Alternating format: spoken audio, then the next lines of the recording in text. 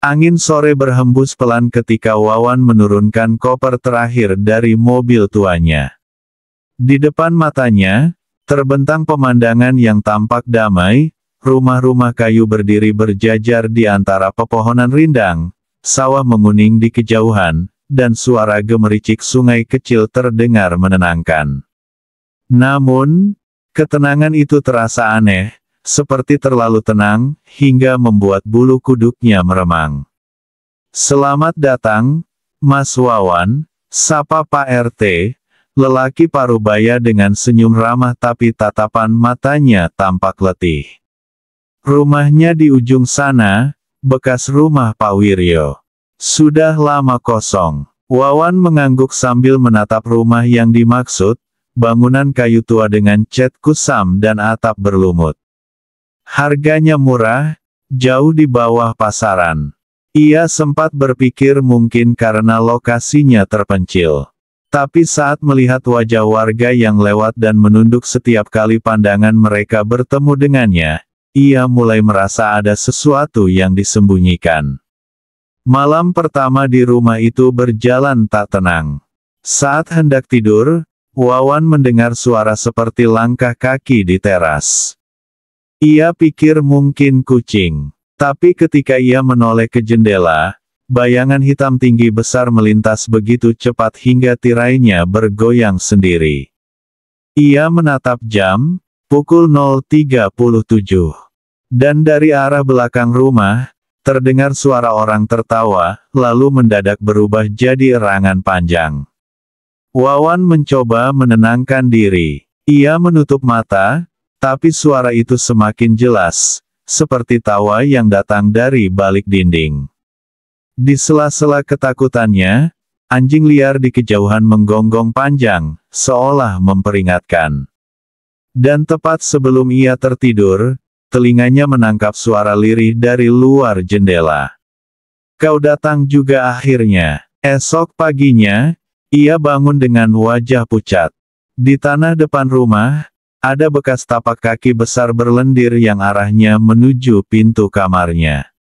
Hari-hari pertama Wawan di desa Sumberjati berjalan ganjil. Pagi tampak normal, orang-orang menjemur padi, anak-anak berlari, ayam berkokok di halaman. Tapi begitu senja tiba, suasana desa berubah total. Sekitar pukul 5 sore, satu persatu warga menutup pintu rapat-rapat, menyalakan dupa, dan menaruh sesajen di depan rumah. Bau bunga 7 rupa bercampur dengan aroma anyir darah hewan, memenuhi udara. Wawan yang belum paham adat setempat, keluar untuk melihat. Ia melihat Pak RT sedang menyiapkan kendi tanah liat berisi cairan merah. Dengan gugup, Wawan bertanya, "Pak, itu buat apa?" "Iya." Pak RT menatapnya sekilas. "Sudah malam Jumat Kliwon, Mas. Warga sini harus menghormati penjaga desa." Kata penjaga desa itu membuat Wawan bingung. Tapi ia urungkan tanya lebih jauh karena sorot mata Pak RT tampak seperti melarang. Malam itu, udara terasa berat. Langit tanpa bintang, seolah awan hitam menutup seluruh langit desa. Wawan menatap dari jendela, dan yang ia lihat membuat jantungnya berdegup kencang. Dari setiap rumah, orang-orang keluar beriringan membawa obor dan sesajen. Mereka berjalan ke arah hutan di ujung desa, semua dengan wajah kosong dan mata menatap lurus ke depan. Tua, muda, laki-laki, perempuan semuanya ikut. Suara gamelan pelan terdengar entah dari mana, mengiringi langkah-langkah itu. Rasa penasaran mengalahkan takut. Wawan mengambil senter dan mengikuti dari kejauhan. Sesampainya di pinggir hutan, ia bersembunyi di balik pohon besar. Pemandangan di depannya membuat darahnya membeku. Di tengah hutan ada batu besar berlumur darah, di sekelilingnya menetes cairan merah ke tanah. Di atas batu itu, seekor babi hitam diikat, meronta lemah. Lalu kepala desa maju ke depan, membawa golok berkarat. Dengan ini, Kami beri persembahan, agar panen tahun ini selamat. Golok itu diayunkan. Suara babi menjerit, diikuti tawa warga yang berubah jadi erangan. Darahnya ditampung dalam kendi, lalu satu persatu warga mencelupkan jarinya ke dalam darah itu dan menyebutkan nama sendiri. Pak Tarmo, Bu Minah, Bu Sarti. Satu demi satu. Seolah mereka sedang menyatakan kesetiaan. Wawan hampir menjerit, tapi menahan napas. Ketika ritual selesai, kepala desa menatap lurus ke arahnya, padahal ia bersembunyi jauh di balik semak. Ada yang baru di sini malam ini, gumam kepala desa dengan senyum tipis. Sekujur tubuh Wawan menggigil. Ia segera berlari pulang secepat mungkin. Namun saat sampai di rumah, ia mendapati pintu depan sudah terbuka sedikit, padahal tadi ia kunci rapat. Dan di dalam ruang tamu, di atas meja, tergeletak satu kendi tanah liat kecil berisi darah yang masih hangat. Dengan secarik kertas di sampingnya bertuliskan, "Selamat datang di Sumberjati, Wawan." Pagi itu, kabut tebal menyelimuti desa Sumberjati. Matahari enggan muncul, seolah takut menatap tanah yang dipenuhi dosa. Wawan terbangun dengan kepala berat dan tubuh menggigil. Di meja masih terletak kendi darah yang semalam muncul entah dari mana. Ia berusaha membuangnya, tapi setiap kali ia lempar keluar, kendi itu selalu kembali ke meja dalam keadaan utuh. Rasa takutnya berubah jadi kecurigaan. Ia mulai memperhatikan lingkungan sekitar. Semakin diperhatikan, semakin banyak hal ganjil. Setiap pagi, warga keluar rumah dengan membawa hasil panen berkarung-karung. Padahal tanah di sekitar mereka tandus, hampir tak ada tanaman yang tumbuh subur. Tapi sawah milik mereka selalu penuh, ladang selalu hijau. Lebih aneh lagi, tak pernah ada suara burung atau serangga di sana, hanya keheningan aneh yang terasa hidup. Suatu sore, Wawan memberanikan diri bertanya pada Bu Sarti, tetangga tuanya yang sering menatapnya dengan iba. "Bu, kok hasil panen di sini bagus terus?" "Ya, tanahnya kan keras." Bu Sarti terdiam lama, lalu menunduk. "Mas Wawan, sebaiknya jangan tanya. Tapi kalau Mas benar ingin tahu, dengarkan baik-baik." Ia mendekat, berbisik lirih, hampir tak terdengar. "Setengah desa ini sudah menjual jiwanya. Mereka tanam bukan padi, tapi rambut manusia, kuku, dan kepala ayam. Itu tumbal agar sawah mereka subur." Wawan membeku. Ia menatap tangan keriput Bu Sarti yang gemetar. "Pesugihan, Mas. Setengah warga sini sudah bersekutu dengan makhluk bawah tanah. Makanya mereka kaya mendadak, tapi tak ada yang berumur panjang." Malamnya, Wawan terbangun karena suara seperti geluduk pelan di bawah tanah. Ia keluar rumah, menyorotkan senter ke halaman. Dan di setiap rumah yang terlihat dari kejauhan, tampak siluet-siluet tinggi besar berdiri di belakang jendela. Tubuh mereka tak bergerak, tapi matanya menyala merah menatap ke arah Wawan. Ia mundur perlahan. Dingin menjalar ke punggungnya. Kemudian, dari arah sawah, terdengar suara seperti ratusan langkah kaki kecil berlari.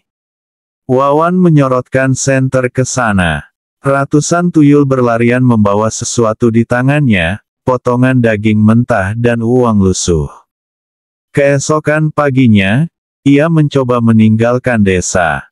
Tapi setiap jalan yang ia lewati berputar kembali ke rumahnya sendiri. Warga yang melihatnya hanya tersenyum kaku, seolah tahu sesuatu yang ia tidak tahu. Dan di malam ketiga, ia menemukan tulisan di dinding rumahnya, ditulis dengan darah. "Sekarang kau sudah jadi bagian kami. Malam keempat di desa Sumberjati adalah malam di mana Wawan berhenti berpikir bahwa semua ini hanya mimpi buruk. Langit gelap pekat, tak ada bintang, tak ada suara jangkrik. Hanya angin berat yang berembus, membawa aroma busuk seperti bangkai membusuk di balik tanah basah. Wawan duduk di ruang tamu dengan lampu minyak kecil. Ia tidak berani tidur lagi. Setiap kali memejamkan mata, ia mendengar suara langkah di atap, dan bisikan yang memanggil namanya. "Wawan, kamu ganteng." "Iya. Tidur aja, biar cepat selesai." Bisikan itu terdengar dari segala arah, sampai akhirnya ia mendengar ketukan keras di pintu belakang. 3 kali. Perlahan. Berirama. Wawan menggenggam senter dan membuka pintu dengan tangan gemetar. Tapi tak ada siapa-siapa. Hanya jejak kaki kecil berlumpur mengarah ke gudang di belakang rumah. Dengan napas tersengal, ia berjalan mengikuti jejak itu. Pintu gudang berderit saat dibuka, udara di dalam terasa dingin dan lembab. Senter yang ia arahkan mulai bergetar di tangannya sendiri. Di lantai tanah gudang itu, terpahat lingkaran besar dengan simbol aneh, bekas darah kering memenuhi permukaannya. Dan di tengah-tengah lingkaran itu, terdapat foto dirinya sendiri. Foto itu sobek setengah, ujungnya terbakar, dan di bawahnya tertulis dengan arang. Tumbal berikutnya, Wawan. Wawan jatuh terduduk. Kepalanya berdenyut hebat. Semua mulai masuk akal. Harga rumah yang terlalu murah, warga yang menatap aneh, dan Pak RT yang selalu datang hanya malam hari. Tiba-tiba, dari balik kegelapan gudang, muncul suara langkah pelan. Dan dari balik tiang kayu, seorang lelaki tua muncul, kulitnya pucat keabu-abuan, matanya cekung, bibirnya membiru. Itu adalah Pak Wiryo, pemilik rumah sebelumnya, yang katanya sudah meninggal. "Kenapa kau di sini? Aku cuma mau hidup tenang."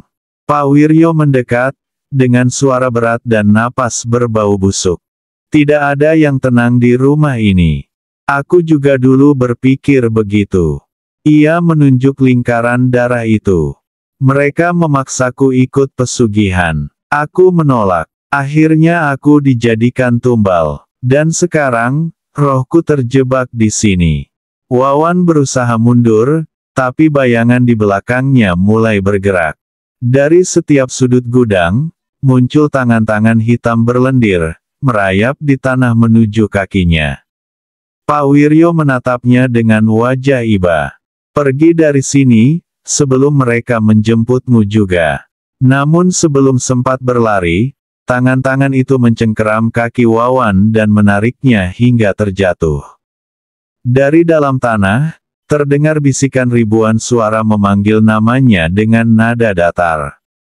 "Wawan, Wawan, waktumu sudah tiba." Ia berteriak sekuat tenaga, mencoba memukul tanah, tapi tubuhnya terasa berat seperti disedot perlahan. Senter di tangannya padam, dan hanya terdengar suara tawa panjang yang menggema dari bawah lantai. Ketika Wawan akhirnya tersadar, hari sudah pagi. Ia terbangun di tengah ruang tamu, tubuhnya penuh lumpur dan darah kering. Di sekelilingnya berserakan potongan rambut dan kuku manusia. Dan di dinding rumahnya, kini tertulis dengan darah yang masih segar. "Sekarang giliranmu menjaga desa ini." Hari berganti malam dengan cepat, seolah waktu di desa Sumberjati tak berjalan normal lagi.